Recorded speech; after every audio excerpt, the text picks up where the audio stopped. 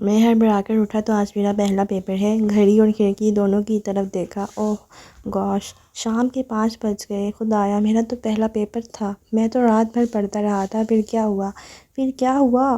یعنی میرا پیپر گیا؟ یعنی اب یونیورسٹی کا ڈین بھی مجھے فیل ہونے سے نہیں بچا سکے گا؟ میں اتنا وقت کیسے سوتا رہ گیا؟ کیا میں ساری رات پارٹی کرتا رہا، سارا دن سوتا رہا؟ نہیں، میں تو کامنس میں تھا۔ نہیں، شاید میں تو لائبریری میں تھا۔ اوہ گوش، میں کہاں تھا؟ آخر کوئی مجھے بتائے گا کہ میں کہاں تھا؟ میں نچلے فلور پر شاویز کے کمرے کی طرف بھاگا۔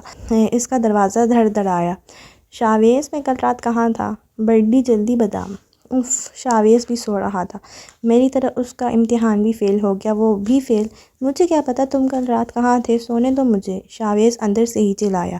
تمہارا پیپر گیا یا دے کر آئے ہو؟ میں اس کے کمرے کے بند دروازے کے پار چلایا۔ پیپر؟ وہ تو صبح ہے، اب دفعان ہو جاؤ۔ صبح تو گزر گئی، شام کے 5 بج رہے ہیں۔ تم ٹھنڈے پانی میں ڈبکیاں کیوں نہیں لگاتے؟ صبح کے 5 بجے ہیں، شام کے نہیں۔ اوہ اچھا، سچ میں؟ آہ گوش، میری تو جان ہی نکل گئی تھی۔ یہ کیرل ہے، ایگزامز کے بے جا دباؤ کا شکار بیچارہ اسٹوڈنٹ۔ یعنی مانچسٹر یونی میں اس دیو کا نزول ہو چکا ہے جسے ایگزامز کے نام سے یاد کیا جانا بھی پسند نہیں کیا جاتا۔ حافظہ ساتھ ہوتے ہوئے بھی ساتھ نہیں دیتا۔ جیسے کہ میں نے آپ کو کہیں دیکھا ہے، اپنے فیشن اور ملبوسات کے لیے مشہور لنڈا۔ تم 4 یا 5 مہینے پہلے لائبریری آئی ہوگی۔ ہاں آئی تو تھی، ایک میگزین چاہیے تھا۔ پر آپ کو کیسے معلوم ہوا؟ سارا سیمسٹر چھوڑ کر صرف امتحانات کے دنوں میں لائبریری آنے والے مجھ سے یہی کہتے ہیں۔ آپ کو کہیں دیکھا ہے؟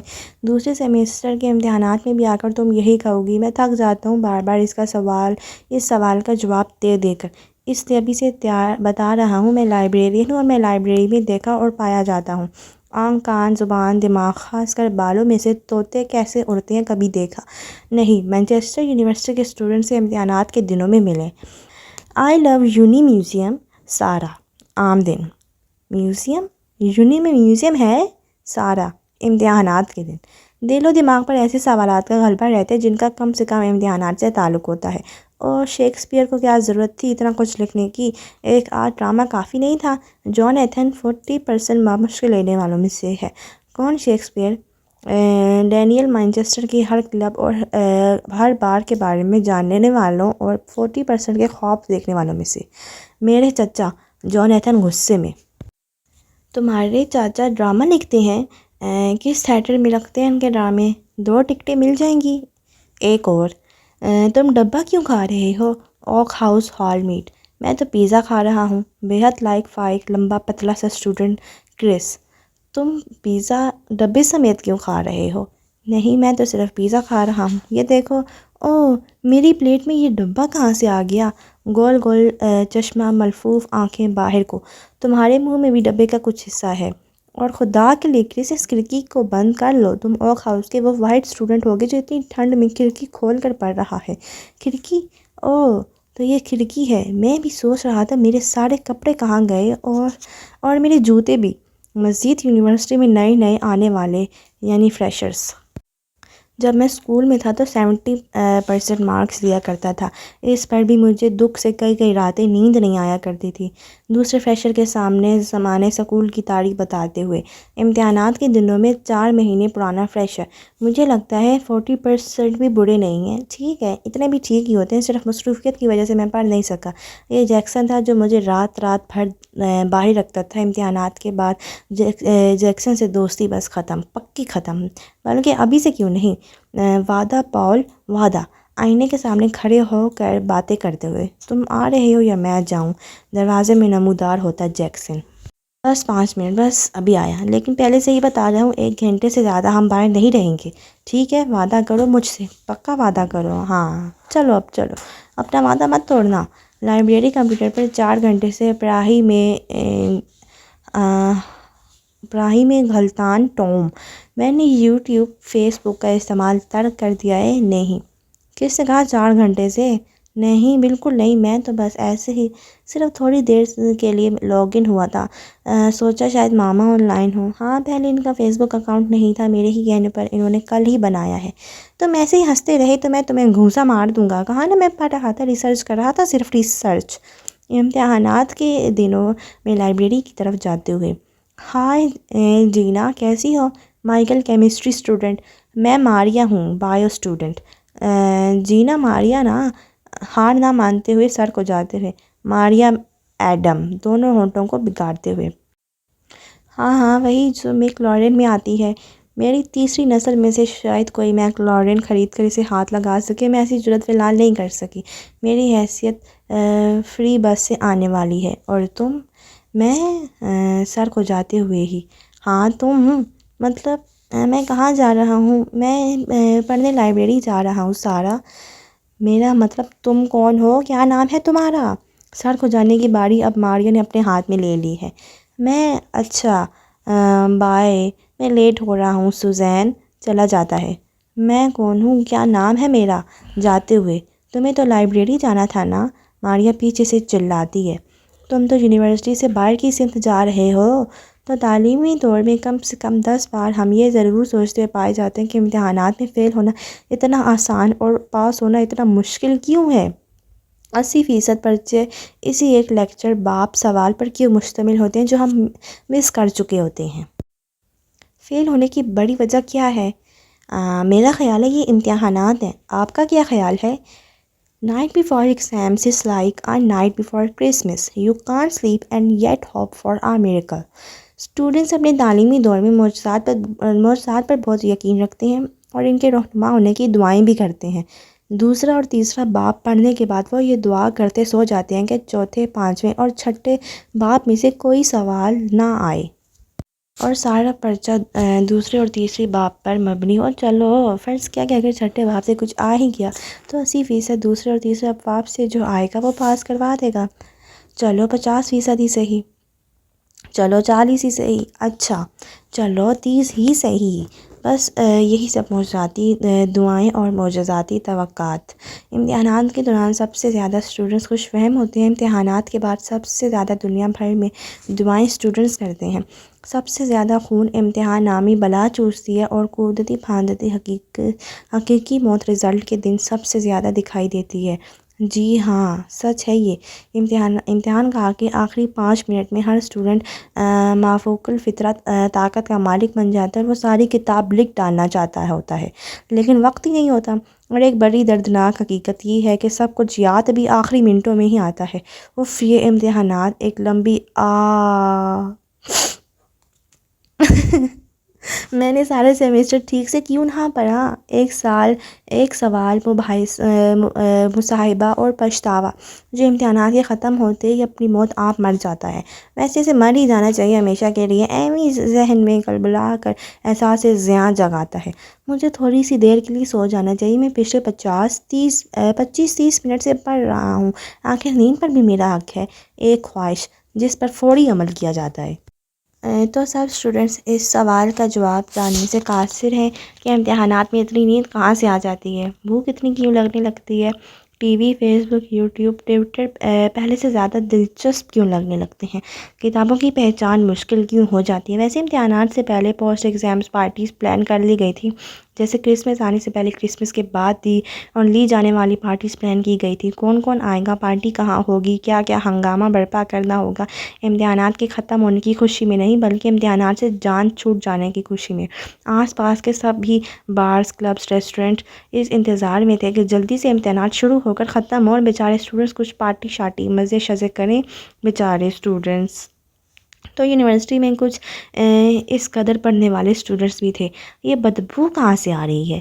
شاید تم میں سے جم، ناک سکیڑتی کیٹ۔ ہاں شاید کئی دنوں سے میں ٹھیک سے منہ نہیں دھو سکا، کپڑے بھی، دانت برش کرنے کا تو بالکل وقت نہیں ملا، ایگزامز ہیں نا۔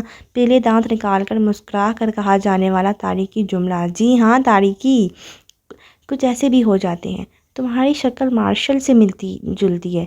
میں مارشل ہی ہوں، پڑھ پڑھ کر ایسا ہو گیا ہوں۔ اور شراب، اس حالت میں گھر نہ چلے جانا، اپنی ڈی این اے رپورٹ بھی دکھائی نا تو گھر والے گھسنے نہیں دیں گے۔ اور کچھ ایسے، آخر تم تیز تیز کیوں نہیں چل رہے؟ ہم یونیورسٹی سے لیٹ ہو رہے ہیں۔ مجھ پر بہت بوجھ ہے گراہم، پر تمہارے ہاتھ تو خالی ہیں۔ میرے سر پر تم نے تو آج ٹوپی بھی نہیں پہنی۔ میرے ذہن پر یار پڑھائی کا بہت بوجھ ہے، میں نے کچھ غیر ضروری کتابیں بھی پڑھ ڈالیں۔ تمہیں یاد ہے نا تمہیں 100% میں سے مارکس دینے ہیں، 1000% میں سے نہیں۔ ہاں پھر بھی میں نے سوچا شاید یہ صرف کچھ جھلکیاں امتحانات کے دنوں کی، اور ظاہر ہے اسٹوڈنٹ دنیا کے کسی بھی خطے سے تعلق رکھتا ہو کم و بیش ایک سی حالت سے گزرتا ہے، ایک جیسے احساسات کا مالک ہوتا ہے، کیونکہ وہ بیچارہ اسٹوڈنٹ ہوتا ہے نا بیچارہ۔ یونیورسٹی میں اسٹوڈنٹس کی ایک خاص تعداد پڑھنے سے متعلق دیواروں پر نوٹس چپکاتے ہیں۔ اکثر اسٹوڈنٹس کے کمرے کی دیواریں ان نوٹس سے بھری ہوتی ہیں، پھر کہیں جا کر ان کے 40% مارکس آتے ہیں۔ یونیکارن تقریباً ہر اسٹوڈنٹ کے ٹیبل پر نظر آنے لگتا ہے۔ ایگزام سے متعلق اقوال دیواروں پر چپکا دیے جاتے ہیں، آئینے میں اپنی ہی شکل دیکھ کر ڈرا جاتا ہے، اور رات کو چنی منی سی نیند میں بھی کتابیں آ کر ڈراتی ہیں۔ تو وہ وقت آ چکا ہے جو نیندیں تو بلا شبہ بھگائے گا ہی، ساتھ نانیاں اور دادیاں اور پھوپھیاں بھی یاد کروا کر جائے گا۔ یہ دن وہی ہوتے ہیں نا جب لگنے لگتا ہے کہ ایگزام سیزنز زندگی سے کبھی جائے گا ہی نہیں، زندگی کبھی معمول پر آئے گی ہی نہیں۔ رات کو اپنی مرضی سے سونے والی، صبح آرام سے اٹھنے والی، گھمپے ہانکنے والی، ادھر ادھر گھوم پھر کر مستیاں کرنے والی، آکسفورڈ روڈ اور اس سے منسلک دوسری سڑکوں پر چہل قدمی کرنے والی۔ کبھی اتنے فارغ رہے ہیں ہم۔ پرنٹ ورک میں بڑی بڑی میزوں پر سنوکر کھیلنے والے، اوک ہاؤس کے گراؤنڈ میں آگ جلا کر اس کے گرد رات بھر بیٹھنے والے۔ اتنے فارغ، کیا یہ سب ہوتا رہا ہے سچ؟ پروفیسر اسٹوڈنٹس کو دیکھ کر زیر لب مسکرا دیتے، جیسے کہتے ہوں اب چلے گا اصل فلو۔ لائبریری سٹاف جن بھوت بن جاتے کہ اصل امتحان تو اسٹوڈنٹس ان کا لینے والے ہیں، جو نہیں بھی موجود ہوگا وہ بھی مانگا جائے گا۔ لائبریری اور لرننگ کامنس پڑھنے کی جگہ یعنی رات دن کھلے تھے اور کچھ ایسا سما پیدا کر رہے تھے جیسے وہاں عام انسان موجود نہ ہو، کسی سیارے سے اتری مشینی مخلوق ہو جو نہ کھاتی ہے نہ سوتی ہے، بس پڑھتی ہی چلی جاتی ہے۔ اگر ساری مانچسٹر یونیورسٹی کو ایک دلہن مان لیا جائے تو ایلن گلبرٹ لرننگ کامنس المعروف یعنی ایلن لرننگ کامنس اس دلہن کے ماتھے کا جھومر قرار پائے۔ چار اطراف شیشے سے بنی کسی ارب پتی کے ذاتی گھر کی طرح بے حد نفیس اور صاف ستھرا، 5 اسٹار ہوٹل کی طرح چمکتی دمکتی گھر کے ماحول سے کہیں بڑھ کر آرام دہ اور پرسکون نرم گرم لرننگ کامنس۔ اسٹوڈنٹ اپنی مرضی سے اپنی تعلیم کے مطابق کامن روم کا انتخاب کر سکتے ہیں، ہال میں بھی پڑھا جا سکتا ہے جہاں کئی دوسرے اسٹوڈنٹس پڑھنے میں مصروف ہوتے ہیں، گروپ میں بھی الگ سے گروپ رومز میں بھی، 2-2 4-4 کے گروپ میں بھی، یہاں ہر طرح کی سہولت موجود ہے، charging LCD computer, internet, white board وغیرہ وغیرہ۔ ساتھ ہی کیفے اسٹوڈنٹس لرننگ کامنس میں آ جائیں تو انہیں کسی دوسری ضرورت کے لیے باہر نہیں جانا پڑتا، وہاں سب کچھ مہیا کر دیا گیا ہے۔ تمہیں میری مدد کی ضرورت ہے؟ آلیان ہاتھ میں 2 عدد کافی مگ لیے اس کے سامنے بیٹھ چکا تھا۔ وہ اوپن ہال میں اکیلی بیٹھی پڑھ رہی تھی، اسے ضرورت پڑتی تھی تو وہ اپنی کسی کلاس فیلو سے مدد لینے چلی جاتی تھی۔ تم بزنس کے اسٹوڈنٹ ہو اور میں انگلش لٹریچر کی، تو میری مدد کیسے کر سکتے ہو؟ جی ایگزامس کے دنوں میں اسٹوڈنٹس چڑچڑے بھی ہو جاتے ہیں، جانتا ہوں، لیکن تمہارے سبجیکٹ میں ایک اسکول کا بچہ بھی تمہاری مدد کر سکتا ہے۔ آلیان جسے اسٹوڈنٹس کا مزاح البتہ عروج پر ہوتا ہے، تو وہ بچے اسکول کیوں جا رہے ہیں؟ یہاں آ کر ماسٹرز کیوں نہیں کر لیتے؟ امریہ کا مزاح بھی مات نہیں کھاتا۔ آلیان نے کہہ کے کو بلند ہونے سے روکا۔ کیا جواب دیا تھا امریہ نے؟ ان سب باتوں سے تمہارا مطلب کیا ہے؟ امریہ نے ہونٹ سکیرے۔ اسے آلیان کا کہہ کا برا لگا تھا نا، سیدھا اور صاف مطلب ہے، یہ بہت آسان سبجیکٹ ہے۔ تم میرا مذاق اڑا رہے ہو؟ مزاج بگڑنے لگا تھا۔ امریہ کو نیند کی ضرورت تھی، تمہیں بتا رہا ہوں۔ آلیان بھرپور نیند لے کر آیا تھا، جم کر بیٹھ گیا۔ تم طنز کر رہے ہو، حقیقت کو تمہاری زبان میں طنز کہا جاتا ہے۔ اس نے ذرا آگے کو ہو کر اس کے سامنے کتاب رکھی، کتاب کو اپنے ہاتھ میں لینا چاہا تو امریہ نے فوراً کتاب کو جھپٹ لیا۔ اف، اتنی بدتمیزی! اس نے ایسے طنز کیا جیسے اس نے بڑا مان لیا ہے۔ پھر بھی وہ مزید پھیل کر صوفے پر بیٹھ گیا۔ کافی پی لو، ٹھنڈی ہو جائے گی۔ ہنسی دبانے کے لیے اس نے ہونٹ کا کونا دانتوں میں لیا۔ کس نے کہا تھا میری کافی لانے کو؟ اسٹوڈنٹس کے پیچھے بھاگ کر ٹویٹ لینے والی یہ کہہ رہی تھی۔ ٹھیک ہے، آخرکار ہر انسان بدل ہی جاتا ہے۔ امریہ کو یہ بات بری لگی تھی کہ اس نے اس کے مضمون کو لے کر ایسا کہا۔ دنیا میں ہر انسان نیوٹن، اسٹیفن ہاکنگ یا عبدالاسلام نہیں بن سکتا۔ ذہانت کا معیار مشکل مضمون پڑھنا نہیں ہوتا۔ اگر ہر لڑکی مادام کیوری جیسی نہیں بنتی تو اس کا مطلب یہ نہیں کہ وہ کند ذہن ہے یا صفر ہے۔ وہ لا پڑھ کر مارگریٹ تھیچر آئرن لیڈی بن سکتی ہے، ایم اے اردو کر کے بانو قدسیہ بن سکتی ہے، معمولی سمجھے جانے والے مضامین کو پڑھ کر بھی وہ کیا نہیں کر سکتی۔ مجھے الہام ہوا تھا۔ وہ اس کے دبے دبے گھسیلے انداز کو جیسے چپکے دیکھنے لگا۔ برف باری شروع ہو چکی تھی۔ دونوں قد آدم شیشے کی کھڑکی کے پاس بیٹھے تھے۔ برف باری ہو رہی ہے امریہ، دیکھو۔ اس کا مقصد صرف اس کا غصہ کم کرنا تھا، لیکن اگلی بات کر کے اس نے غلطی کر دی۔ تم تو شاید پہلی بار دیکھ رہی ہوگی، اس نے کھڑکی سے باہر آسمان سے اترتے سفید جگنوں کی طرف اشارہ کرتے ہوئے پوچھا۔ امریہ کا غصہ ایک دم بھڑ گیا۔ میں کیوں پہلی بار دیکھ رہی ہوں گی؟ کیونکہ لاہور میں برف باری نہیں ہوتی نا۔ اس نے سچ بولا، غلط کیا۔ ہر جگہ سچ کا خیر مقدم نہیں کیا جاتا۔ کیوں نہیں ہوتی؟ ہمارے پاکستان میں سب ہے، سب۔ اس نے جیسے شانے لہرائے، جیسے کہتی ہو یوں انگریز اور شراب۔ برف باری بھی؟ وہ تھوڑی کھجانے لگا، پھر اس نے ہاتھ تھوڑی تلے ہی ٹکا لیا۔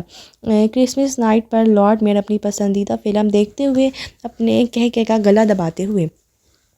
یونیورسٹی کی یادداشتیں .com۔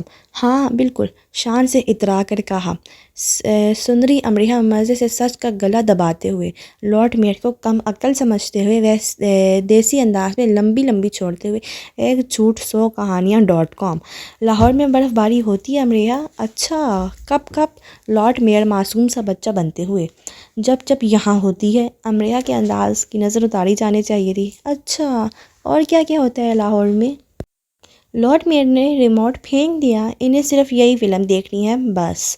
سب تو یہاں بھی نہیں ہے، سب ہے وہاں۔ جی ہاں، پھول پودے، اسکول، کالج، یونیورسٹیاں، عجائب گھر، بڑے بڑے بازار، shopping centre, hotel, super general stores, train, motorway, بڑی سڑکیں، سب ہے ہمارے پاس۔ تم نے کیا سمجھ رکھا ہے ہمیں؟ ہاں؟ وہ اتنی دلچسپی اور محبت سے اسے دیکھ رہا تھا جیسے چھوٹے بڑے سب ٹام اینڈ جیری دیکھتے ہیں۔ اس کے مدلل انداز۔ تم نے کیا سمجھ رکھا ہے ہمیں؟ سے وہ چونکا، کیونکہ اس کا یہ انداز کچھ ایسا تھا جیسے عدالت میں جج کا ہوتا ہے۔ بتاؤ جوزف، تم نے قتل کیوں کیا؟ جواب دے۔ ٹھہرو، سزا کے لیے تیار ہو جاؤ۔ الیکٹرک چیئر تمہارا مقدر ہے۔ ہاں، تمہارا مقدر۔ لاہور میں سب نہیں ہے امریہ، سب کچھ تو مانچسٹر میں ہے۔ مسکراہٹوں میں سب سے پیاری مسکراہٹ سجا کر آلیان نے کہا۔ ہاں، تم تو یہی کہو گے، سندری امریہ نے بروں میں سے سب سے بری طرح منہ بنا کر کہا۔ ہاں، میں تو یہی کہوں گا۔ لاہور خالی ہو چکا ہے، اس کے پاس سب نہیں ہے۔ تم تو یہاں بیٹھی ہو، اس کے پاس سب کیسے ہو سکتا ہے؟ اس کا سب تو اب مانچسٹر میں آ چکا ہے۔ کھڑکی کے باہر گرتے برف کے گالوں نے اتنی پیاری بات پر تالیاں بجائیں، وہ سفید سے نیلے، پیلے ہرے ہو گئے، اور امریہ خاموش ہو گئی اور کتاب پڑھنے کی کوشش کرنے لگی۔ ویسے یہ دیکھو، اس نے اپنا موبائل امریہ کے آگے کیا، جہاں لاہور کے موسم کی 60 سالہ تاریخ موجود تھی۔ لاہور میں برف باری نہیں ہوتی، کہہ کر اس نے بلند کہکہ لگایا۔ اس بار اس نے آواز دھیمی رکھنے کی کوشش نہیں کی تھی۔ ادھر ادھر بیٹھے اسٹوڈنٹس نے اس کی طرف دیکھا کہ اتنے دباؤ میں بھی کون ایسے دل سے ہنس رہا ہے۔ آلیان، اور کون؟ ہوتی ہے۔ وہ اپنی بات پر قائم رہی۔ سندری امریہ، لاہور کی پتنگوں اور گپیوں کی نہ ختم ہونے والی دوڑیں، لاہور کی تاریخ کے باپ رنگیلے لوگوں سے اکتساب۔ آلیان نے کسی قدر حیرت سے اسے دیکھا۔ اور یہ سب؟ اس نے موبائل پر نظر آنے والے کالم کی طرف اشارہ کیا جو لاہور کے موسم کے بارے میں تھا۔ یہ غلط ہے، کسی جھوٹے انسان نے لکھا ہے۔ اس بار امریہ نے شانے اور گردن ایک ساتھ اچکائے اور اتنے یقین اور سنجیدگی سے کہا کہ آلیان کا جی چاہا کہ کہہ دے کہ ہاں، ساری دنیا جھوٹی ہے، غلط ہے، صرف تم سچی ہو۔ مجھے صرف تمہاری بات پر یقین ہے۔ لیڈی میئر کی طرح ٹھوڑی تلے ہاتھ رکھ کر وہ اپنی ممکنہ مسکراہٹ دبائے اسے دیکھتا رہا۔ دونوں کے درمیان خاموشی رہی۔ سندری امریہ ایسے ہی جھوٹ بولتی جائیں اور لارڈ میئر ایسے ہی سنتے جائیں۔ وہاں کچھ ایسا ماحول تھا۔ آل لرننگ کامن کے اوپن ہال میں، کھڑکی کے پاس برف باری کو پس منظر میں رکھتے اگر میں لاہور جا کر رہوں اور برف باری نہ ہو تو تم مجھے کہو گی کہ سال ہی نہیں ہوئی۔ اگر میں اگلے سال تک کے لیے لاہور میں رک جاؤں تو تم کہو گی کہ موسم میں خطرناک حد تک تبدیلی آ چکی ہے۔ اور اگر میں آس پاس کے لوگوں سے تصدیق کے لیے پوچھنا شروع کر دوں تو تم کہو گی سب جھوٹ بول رہے ہیں، تمہاری بے عزتی کروانا چاہتے ہیں۔ آنکھ کی کمان کے کنارے کو شرارت سے رگڑ کر اس نے کہا، تو تم کیا ثابت کرنا چاہتے ہو کہ سب کچھ تمہارے پاس ہی ہے؟ وہ ہنسا۔ تم 2 شہروں کے سرسری جائزے میں بھی ہاتھ سے دو امریا۔ میں نے یہ کب کہا کہ ہمارے پاس سب کچھ ہے؟ میں نے صرف اتنا کہا کہ تم پہلی بار برف باری دیکھ رہی ہو، بس تم برا مان گئی۔ میں بہت بار دیکھ چکی ہوں۔ بس امریا باز آنے والی نہیں تھی۔ ٹھیک ہے، پر کہاں؟ فلموں میں، ٹی وی پر، میگزینز میں، اس نے روانی سے کہا۔ عالیہ نے سر کو اٹھایا، لرننگ کامن کی چھت کو دیکھا اور اتنی زور سے کہکا لگایا کہ ہال میں موجود ذرا زیادہ فاصلے پر موجود اسٹوڈنٹس بھی سر گھما کر اسے دیکھنے لگے اور قریب کی نشستوں پر ذرا دیر کو اونگنے والے اسٹوڈنٹس ڈر کر جھرجھری بھر کر چونک کر آس پاس دیکھنے لگے کہ کیا ہوا، آخر کیا ہو گیا بھائی؟ عالیہ! ڈر کر اٹھ جانے والے میگن نے اسے گھورا۔ عالیہ نے اپنے منہ پر ہاتھ رکھ لیا، سختی سے اپنے منہ کو بھینچ لیا، جبکہ امریا خاموشی سے کتاب پڑھنے لگی کہ وہ چلا جائے، لیکن اپنی ہنسی قابو میں کرنے کے بعد وہ اس کی کتاب لے کر بیٹھ گیا اور اسے سرسری دیکھنے لگا۔ وہ کتاب کا ایک صفحہ الٹتا اور اس کی طرف دیکھتا، پھر جلدی سے صفحہ الٹ دیتا اور اسے دیکھ لیتا۔ وہ غیر ارادی طور پر اس کے مزاج کو بگاڑ چکا تھا۔ تمہاری آنکھیں، اس نے بات ایسے شروع کرنی چاہی۔ میری آنکھیں کیا؟ امریا کو یقین تھا وہ اس کی آنکھوں کو نشانہ بنائے گا۔ سیاہ، گہری، مجھے بھوری آنکھیں پسند نہیں، اس نے جلدی سے اسے ٹوک دیا۔ میں نے تم سے اپنی آنکھوں کے بارے میں تو نہیں پوچھا؟ تم میری آنکھوں کو برا کہتے، میں نے پہلے ہی کہہ دیا۔ کیا حکمت عملی اپنائی تھی امریا نے؟ واہ، میں نے تمہیں برا کب کہا؟ کہہ سکتے تھے، امکانات تھے۔ کافی ذہین تھی امریا، ویسے بادام کھاتی رہی تھی نا؟ جب کہا ہی نہیں تو کہہ دیتے تو؟ میں تو بس اتنا کہنے لگا تھا کہ تمہاری آنکھیں بہت گہری ہیں۔ جب تمہیں پہلی بار روتے ہوئے دیکھا تو مجھے معلوم ہوا کہ یہ بہت آنسو بہا چکی ہیں، بہت روتی رہی ہیں۔ نوٹس لکھتے امریا کے ہاتھ رک گئے۔ وہ ٹھیک کہہ رہا تھا۔ اسے اس سے خوف محسوس ہوا۔ وہ اس کے بارے میں کس بات کا ایسے ٹھیک اندازہ لگا چکا تھا؟ کیا اس کی نحوست کا بھی؟ کیا اس کا بھی کہ لاہور میں وہ کتنی غیر اہم رہی ہے، گھر کا، خاندان کا حصہ ہو کر بھی حصہ نہیں سمجھی گئی؟ اس پر کیسے کیسے طنز کیے جاتے رہے ہیں، اس کا کیسے کیسے مذاق اڑایا جاتا رہا ہے۔ وہ امریا جو رات کے اس وقت 12 بجے کے قریب اعتماد سے اور لرننگ کامن میں بیٹھی پڑھ رہی ہے، دادا کے کمرے میں خوف سے چھپ جایا کرتی تھی کہ گھر میں آنے والے مہمان اسے نہ دیکھ لیں۔ اگر وہ کسی تقریب میں چلی ہی جاتی تو کوئی ایسی جگہ تلاش کرتی جہاں اسے کوئی دیکھ نہ سکے۔ وہ اپنے ہم بڑوں کو باتیں کرتے، کہکے لگاتے، اچھل کود کرتے دیکھتی، لیکن اپنی جگہ سے نہ ہلتی، ان کے پاس جانے کی ہمت نہ کر پاتی۔ کیوں روتی رہی ہو تم؟ میں کبھی نہیں روئی۔ کس قدر خوفناک سوال پوچھ لیا تھا عالیہ نے۔ وہ اس سوال کا جواب کبھی نہیں دے گی، یہ جھوٹ ہے، اس نے سنجیدگی سے کہا۔ میں کبھی بھی نہیں روئی، کہا نا؟ جو کبھی نہیں روتا وہ انسان نہیں ہوتا۔ تم انسان نہیں ہو کیا؟ تم بھی انسان ہو، تم روتے ہو؟ ہاں، رویا ہوں، بہت رویا ہوں۔ خاموشی کے بوجھل وقفے کے بعد وہ بولا۔ وہ پہلی بار اتنا اداس نظر آیا۔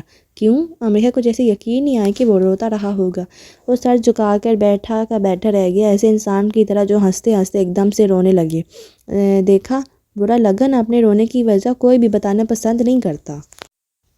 میں 6 سال کا تھا جب رات بھر اپنے ہاتھ کو اپنی ماما کے ہاتھ پہ دیے ان کے سرہانے بیٹھا رہا تھا۔ صبح ان کا ہاتھ سرد ہو چکا تھا اور سخت بھی۔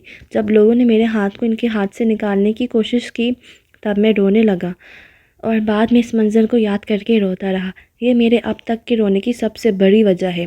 امریا سن سی ہو گئی اور اسے اپنے رویے پر شرمندگی ہوئی۔ وہ اسے معذرت کرتی کہ کچھ اور کہتی اس سے پہلے ہی وہ اٹھا اور چلا گیا۔ اس کا اپنے بارے میں اندازہ بالکل ٹھیک تھا، وہ کافی خود غرض ہوتی جا رہی تھی۔